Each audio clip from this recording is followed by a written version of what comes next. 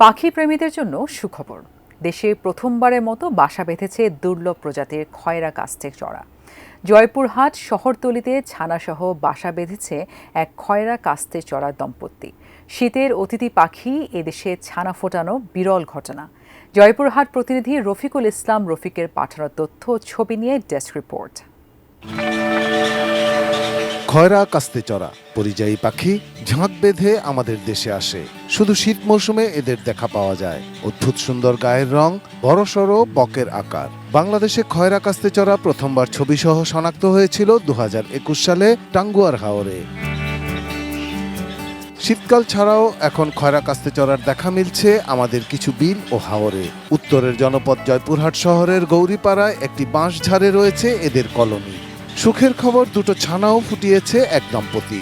গভীর মমতা আর ভালোবাসা দিয়ে গ্রামবাসী আগলে রেখেছেন তাদের। বহুদিন থেকে এই পাখিগুলো অবস্থান করছে, তাদের ক্ষয়ক্ষতির চিন্তাভাবনা কেউ করেনি। ওরাও বাচ্চা দিচ্ছে এবং নিরাপদ আশ্রয়ে বসবাস করছে। ভোরবেলায় পাখিগুলা উড়ে কিচিরমিচির করতে করতে উড়ে চলে যায়। ওদের ডাকগুলা খুবই ভালো লাগে। পাখিদের এই কলোনি প্রথম খুঁজে পান জেলার আক্কেলপুরের পাখিপ্রেমী সাদমান। এরপর জাহাঙ্গীরনগর বিশ্ববিদ্যালয়ের প্রাণীবিদ্যা বিভাগের অধ্যাপক সহ কলোনিটি দেখতে যান তারা। 65% পর্যন্ত বিদ্যুৎ বিল সাশ্রয় করে আপনাকে রাখে প্রশান্তিতে। ওয়ালটন ফ্যান হাওয়া বদলে দেয়।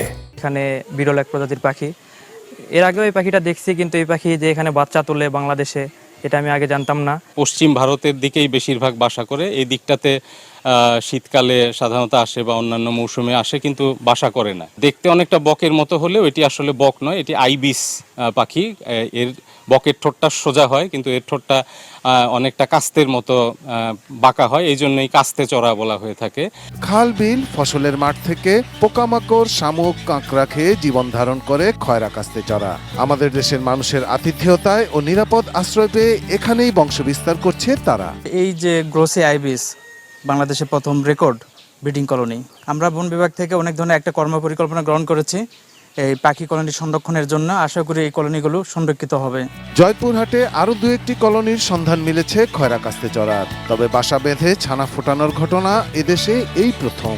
সুখের কথা, পরিযায়ী পাখিটি আবাসিক পাখি হয়ে উঠছে আমাদের।